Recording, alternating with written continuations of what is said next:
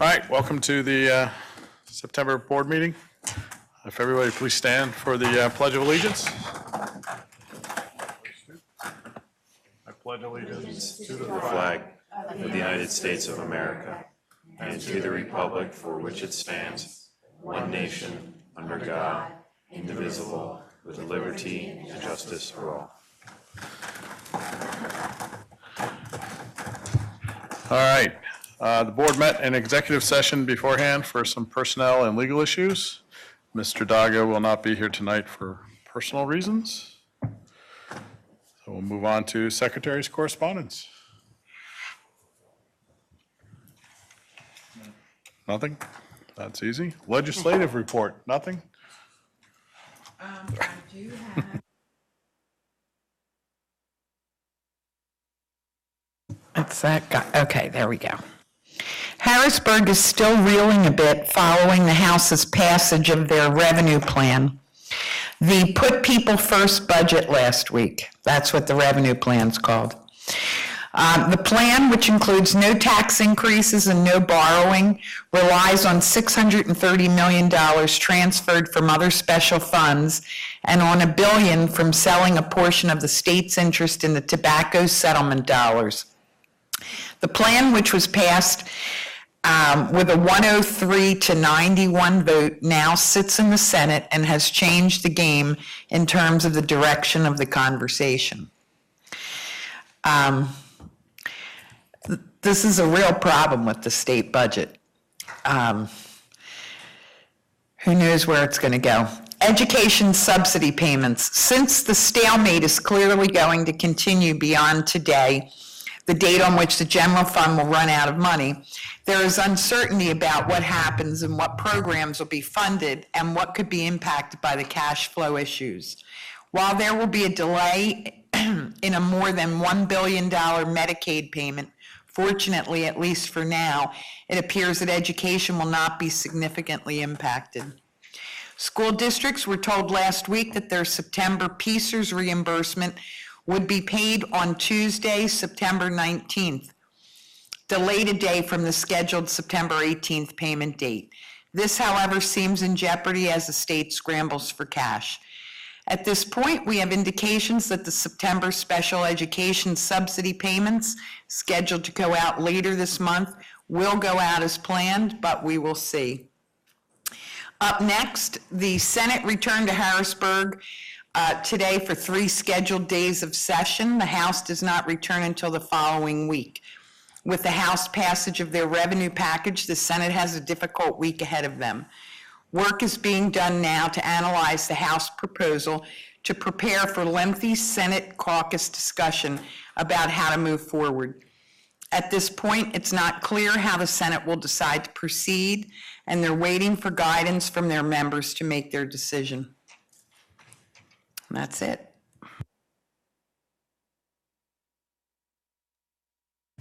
All right, thank you. Next up is a report from the Community Advisory Committee on the elementary boundary realignment. Just an update. Pat? I think Pat had. Pat's got something, I think. The CAC met on September 13th. The committee members shared the feedback they received over the summer from parents in the community and reviewed current and projected enrollment numbers. A discussion ensued about current and planned development throughout the district and their potential impact on our elementary schools.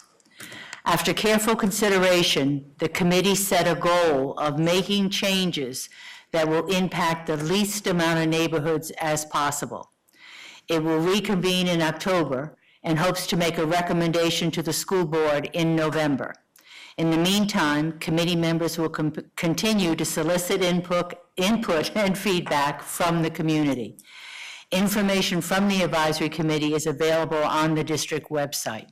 And please, anyone in the community that has any information they want to share, any questions, or please feel free to contact any of the committee members. Both Ellen and I from the board are on the committee, and there are community members, and that you can see all on the website. Thank you. All right, thank you. And again, the next meeting is in October, and it is open to the public for viewing, if anybody's interested. We have no student councils here this evening. Any other reports? Any other board members? All right. Also on here is discussion around the recognition schedule for 17 and 18. What? That will begin in October, and it'll be every business meeting. All right, sorry about that. This year, we're going to break it up a little more, so in October, we'll start with recognitions, and it will be at the business meeting, or what's Every that? business meeting. Every business meeting, so just to break it up a little bit and have a little more fun to the evening, so. All right, next up is our student report from the high school. Mr. Beauclair, what's going on over there? How many days? What's up? How many more days? Last week was 270, so about 263. So homecoming was the same thing as last week, is the most up-and-coming event. Last week, the senior officers met with the student council activities coordinator about the logistics surrounding Patriots Day. So the event that starts before the football game during homecoming. So that's basically where all the clubs, school organizations will line out inside the school and kind of just talk to everyone about the community, about what's going on in high school. We are also looking for donations from the community that will help out with the homecoming dance and homecoming Patriots Day. So just this weekend, the student body president and I were out asking businesses for help or for donations that will help out student council. But right now, our most up-and-coming meeting is, I think, this week or next week for student council with everyone. We'll meet as a whole, and everyone's just getting really excited about homecoming. Thank you. Thank you. All right, moving on to the superintendent's report.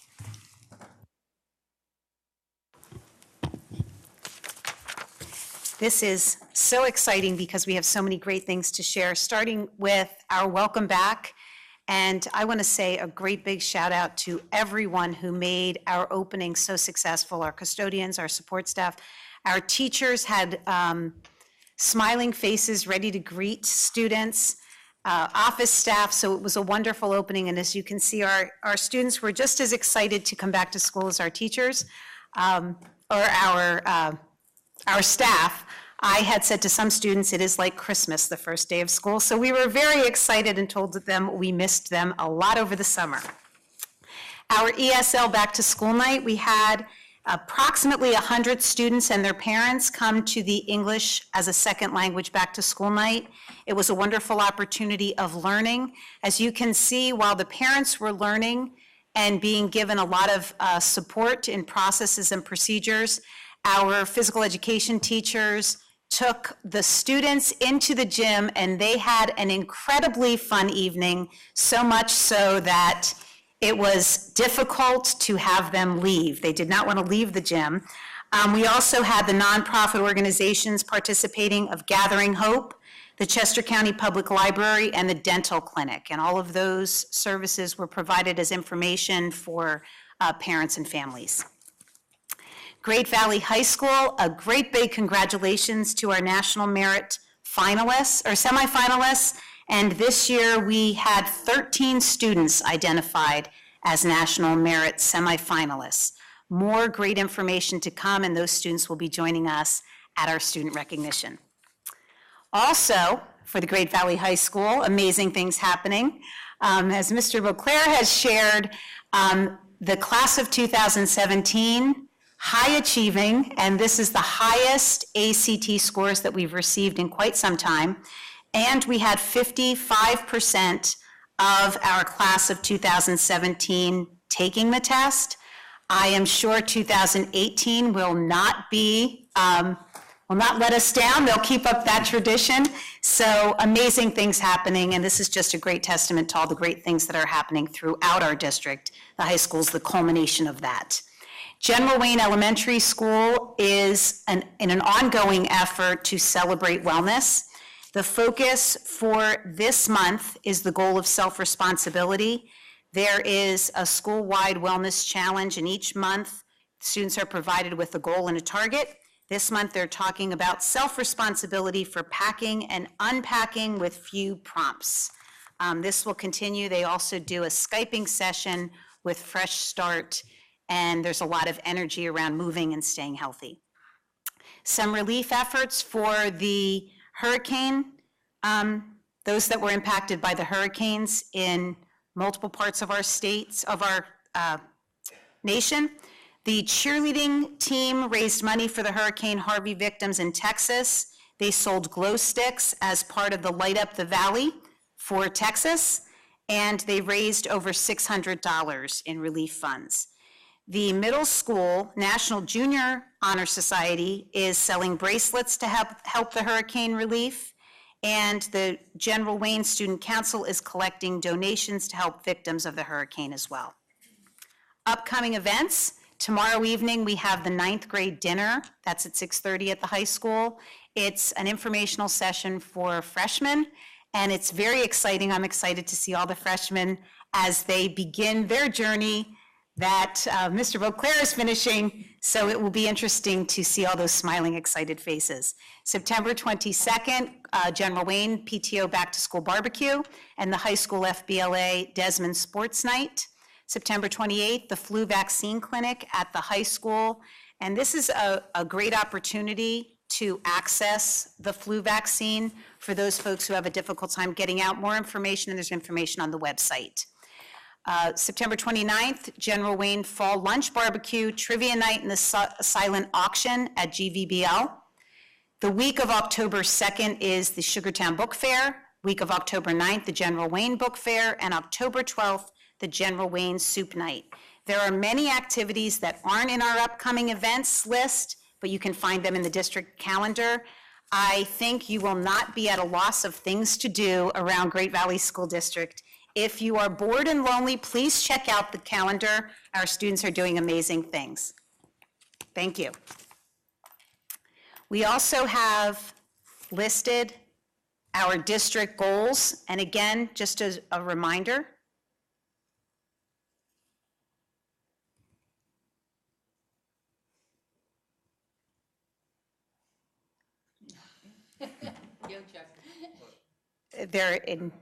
they're not there for you?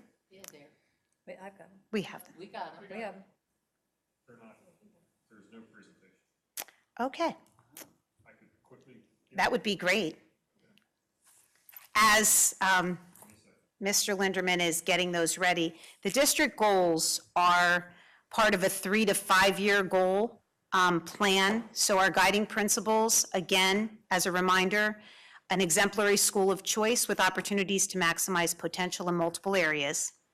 All school district stakeholders having the opportunity to communicate reciprocally with the shared vision of excellence and equity, and financial and operational procedures to maximize the fiscal health of the school district with clear planning into the future. There are 4 goal categories. First one is curriculum, instruction, and student achievement. Second, communication and culture. Third, policies and governance. And fourth is finance and operations. So under the first quadrant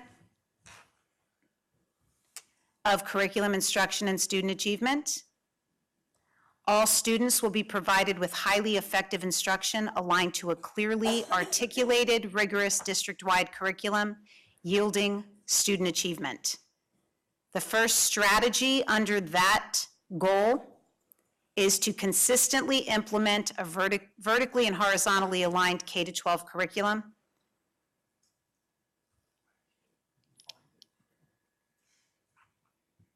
In board docs, it's under that goal area. Yeah.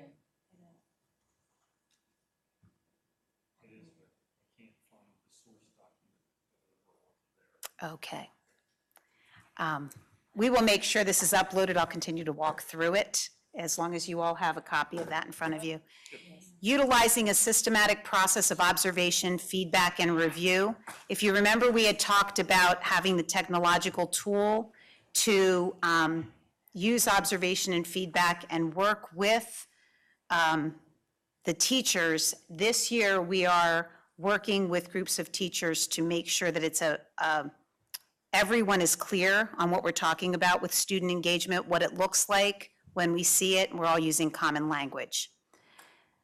Monitoring the district's position in relation to other schools, and these are metrics that we've identified as being those that publicly are recorded and shared. So the PSSAs, the Keystone exams, SATs, AP exams, and ranking lists, as we're all well aware, the ranking lists continually change. It appears as though the most popular one right now is through Niche, niche.com, which has taken over some of the others. So we'll continue to monitor where we are in relation to others. We were most recently voted number 12th high school, and we'll continue to monitor that. Our goal is to always increase and move closer to number 1. Letter D, continue the implementation of the one-to-one initiative. This year, we are adding grades 6 and 10. That will join grades 5 and 9. Next year, we'll continue to add to those grade levels. Also expanding the use of Canvas, which is the learning management system, to increase online interaction and access to course materials. Monitoring student achievement data at each level in the areas of reading and English language arts and mathematics to ensure each student is making meaningful educational progress. F, utilizing qualitative and quantitative measures aligned to student achievement to determine the effectiveness of instructional supports and scheduling adjustments. All of those fall under our first goal area of curriculum instruction and student achievement. Our second goal area is communication and culture. Collaboration and effective communication with the public and school community is critical to the success of the district, and relationships with stakeholders will be fostered at a high level through engagement. First strategy is utilizing performance feedback from multiple stakeholders. This will be going into our 3rd year of online surveying opportunities, providing opportunities for parents and guardians following IEP and GIEP meetings. Those are annual meetings held. Following the meetings, parents are encouraged and reached out to provide us feedback in an online surveying tool to monitor the perception of program effectiveness. So we can have the qualitative data as we receive from external monitoring, compliance monitoring. What we want to know is, do parents feel engaged in that process? The second bullet under that reciprocal communication, all 5th and 12th grade, 12th grade students are surveyed using the Student Gallup poll, measuring the areas of engagement, hope, and belonging. This will be, we have a prior 2 years of data to ensure improvement in the areas of concern and continued progress in all areas of the survey. We will continue to repeat this survey to determine growth. They monitor us and compare us locally. How are we doing in the county, as well as how are we doing related to national norms? A lot of interesting data is gleaned from this survey. Finally, our most recent surveys are the Youth Truth Survey, which was administered to staff in the spring of last year. We will be continuing that survey. October, students will be surveyed through Youth Truth, and community members and parents will be surveyed in February. This will continue. Our goal is to gauge the areas of strength and concern, and using that data to create, monitor, and evaluate growth goals at individual buildings as well as the district. We also started a survey in the spring of last year at the end of the athletic season to gain access into parental and student athlete perspectives around athletics. Those will continue. What we've done with those survey results, as we've found trends, areas of growth and areas of strength, and shared those through the athletic director to the coaches identified and the teams identified. That will continue. B under that area is to foster a cultural change in which all maintain a mindset of service and collaboration with colleagues, students, parents, and community. We've started to implement protocols with clear expectations. This is happening at all levels of the organization.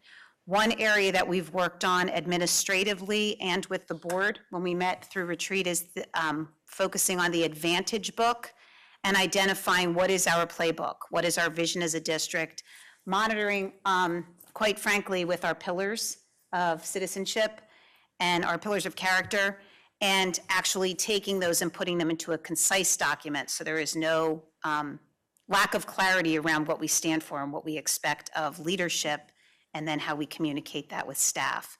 The support staff has been working on communications with emails and phone correspondence and how we interact with folks when they come into offices and we see them on our fields and in our hallways, and that work will continue. Finally, we have the Points of Patriot Pride, which is a Patriot Pride program that acknowledges and recognizes individuals throughout the district who show the areas of Patriot Pride. And those are, the nominations are actually elicited from the buildings or parents. We have had parents actually. Please, if you're in any of our buildings, every building has a box to put in a Patriot Pride card to recognize those areas of service that go above and beyond, and really promote what we believe in at Great Valley to be really great service to all the people that we work with and for. Finally, our policies, or third, is our policies and governance. And we are now in the second of a 3-year cycle. And it has really been going well, taking our process, working through each area of policy, reviewing the district policies, and making sure we revise as necessary. Also, the second part of that strategy is to respond to policy changes driven by legislation within a 2-month time frame or earlier if advised by the district solicitor or dictated by legislation. For example, we may renew a policy and then right after we revise it or update it, we find out that legislation has changed the policy. An example of that is the attendance policy, which has been changed legislatively. So we need to make sure we're responsive enough to make those changes so we're meeting our students' needs as best as possible. Finally, the fourth area is finance and operation. The board has a fiduciary responsibility to maximize district resources by providing the best educational opportunities to all students in a fiscally responsible manner. Our first strategy is recruiting, retaining, and professionally developing staff to provide maximum benefit to the students of Great Valley School District. Second strategy is to continue to implement and adjust as needed the 5-year plan that is sustainable within the established Future Act 1 index with considerations to changes in debt service and capital needs. This is constantly being monitored to make sure we're paying attention to keeping our buildings and facilities in and proactively responding to need rather than having emergency needs that can quite honestly decimate any kind of budgeting that takes place. Implementing a consistent method to determine priorities for tax appeals aligned to regulations and current legal decisions. And this has been done very proactively and has put us in a really great position moving forward for 17-18. Actively evaluate the attendance boundaries at the elementary level with the established Community Advisory Committee to maximize opportunities for all students while balancing resources. This, I believe, is the fourth. Mr. Linderman, you can correct me if I'm wrong. I think it's the fourth Community Advisory Committee, starting from the 80s moving forward. That's Pat, she's been on them all. Or Pat, I believe Pat has also been on each of them. We went through the previous, this is a great responsibility, and I think it would be pretty upfront to say that this is probably something that will continue to happen in a 3 to 5 year span as our district continues to grow. Continue to monitor long-range capital needs to address projected enrollment and building needs. Our district is growing, and as we had stated last week at the meeting, we are at an all-time high of district enrollment. I believe we're as high as we were in the 70s, Mr. Linderman? 76, 77. So our district has grown, and much of that growth has taken place in the last month prior to the school year starting, which has been challenging and exciting. Collaborate with the board and the GVEA to assist the teacher negotiation process to arrive at a successful resolution of the collective bargaining agreement. June 30 of 2018, the current collective bargaining agreement is scheduled to end, and as is the process, the board will be working with GVEA to begin those conversations and address any necessary needs beginning in January. So exciting times. All right. Anybody, any questions about it? All right. Looking forward to the results at the end of the year. All right, next up is public participation on any of the voting items that are on the agenda. If you have any comments on any of these items, please come to the podium there and state your name and residency. All right, seeing no comments. First thing up, do I have a motion for resolution for consent agenda item 701 to 707? So moved. Second? A motion and a second. Any questions or comments on any of these? All right, seeing none, all those in favor? Motion passes 8-0. Next up is personnel item 901. Do I have a motion? Motion to approve. Thank you. Second. A motion and a second. Any questions on any of the items? All those in favor? Motion passes 8-0. The policy approvals, it's the first reading of the policies, and the policy to be repealed is also a first reading. Is that correct, Mr. Secretary? Or do we just repeal? That's voted to be repealed. Voted to be repealed, okay, just making sure. All right, so I need a motion to approve 1002. Motion to approve the policy to be repealed. Thank you. Motion and a second? Second. Second. Any questions? All right, all those in favor? Motion passes 8-0. All right, that concludes all the items under a voting agenda. I will now move on to the PSBA officer election. Helen, you have an update for us? I do. Prior to our work session, it was in everyone's board docs, all of the information on all the candidates. As your legislative council representative, I have reviewed everything, and I would like to make a recommendation that the board approve President-elect Otto Voigt, Vice President Eric Wolfgang, Treasurer Mike Gossert, Insurance Trust Marianne Neal, and at this time, our region has no at-large representatives, so we have no vote there. All right, so we have a motion to approve all those recommendations. Do I have a second? Second. A motion and a second. Anybody got any questions or comments on any of these people? I think we all looked them over. All right, all those in favor? Motion passes 8-0. So Chuck, you'll communicate that to appropriate. All right, any other voting items? All righty.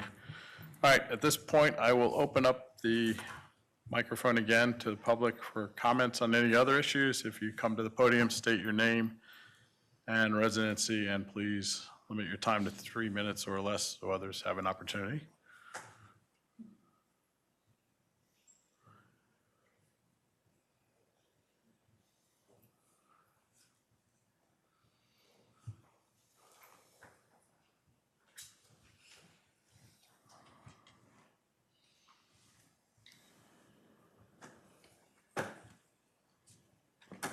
I forget how to turn, is it on already? It's on. Okay. I was like, the red light's already on. New system. Okay. Patrice Gilbert, Malvern, Pennsylvania. I'm just here to update the board on what's happening with my daughter. It is disturbing that the Great Valley School District is comfortable spending over $25,000 on a hearing for a hearing officer to say that their IEP and placement was appropriate, which should be a given for any IEP written by the district, but we know it isn't. However, they won't spend a dime to educate my child. This is the 4th week of school. My daughter continues to sit home with no offer of an education from the Great Valley School District. This district let my daughter sit home for the entire 2016-2017 school year with no education, and now this school year has started the same way. I just read an article that too many absences can keep students from succeeding in school and in life. If 10% of the school year is missed, that's 18 days in the entire school year, it's 2 days a month, it can knock students off track. And this is talking about students in regular education. I wonder how far off track my child with special needs is. The Great Valley School District has not provided my child an education one time in 7 years now. The state of Pennsylvania has denied my child her right to an education her entire school career. This is the 11th year. She should be graduating in 2 years, but instead her education needs to begin. She needs to be taught how to learn, teach her. To write off a child and never once try to help her in 7 years is not only educational and social neglect, it is a disgrace. This district should be ashamed of themselves. Instead, I think they feel proud, like they're winning something and I'm losing. The only thing is, this isn't about me. It's about a child whose special needs include medical, behavioral, and learning. It's the district's job to educate all of the children. Authors of settlements that parents don't want, putting us in charge of our child's education, is not an offer of fate. Neither are predetermined placements that are inappropriate and only offered because they are the only place that will accept a child. There is no placement for my child right now. The Great Valley School District doesn't want her in their schools. They won't even provide her education and therapy at home until she is ready for a placement and one is available. Somehow they think it's okay to let her sit home with nothing, doing nothing. No education, no therapy, no socialization, no friends, nothing. The district is getting away with it right now, and I hope you feel proud. I revoke consent for special education because my child has never been educated as a special education student in this district. When I revoked consent, we promptly received a class schedule with teachers' names and curriculum information. That's more than we ever saw in the previous 6 years.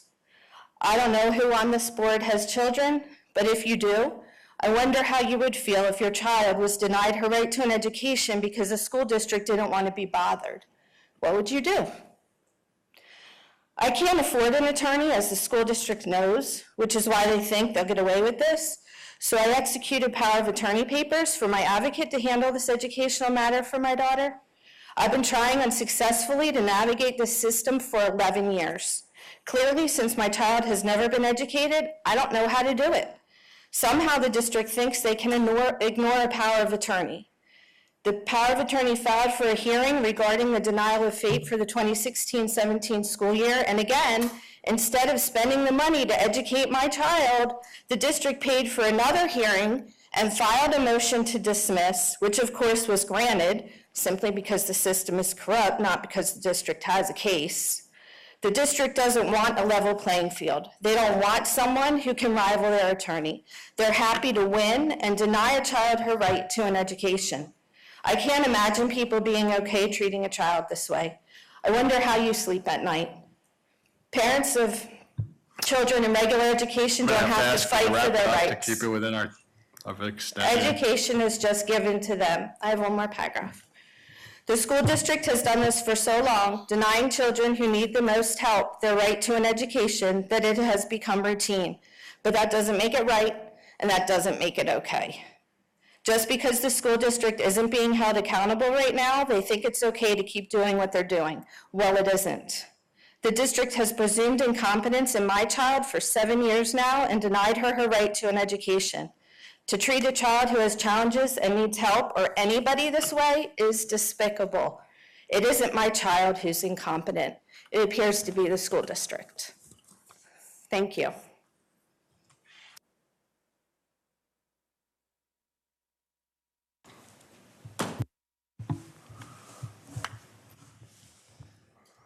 All right. Any other public comments at this point? All right, thank you. Real quick, in response to comments made at our August school board meeting, the board would like to respond by clarifying that it never speaks specifically about a child's educational program in a public board meeting. Often circumstances related to that program are much more complicated than they might seem. In addition, we are committed to protecting and preserving the student's right to privacy. That said, we have the utmost confidence that the administration team has kept us informed, and they are addressing concerns related to any student's educational needs and programs in the most lawful and appropriate way possible. Any other board comments? All right, any other business items? Motion to adjourn? Second. Motion and second, all those in favor? Motion passes 8. Very much, have a good evening.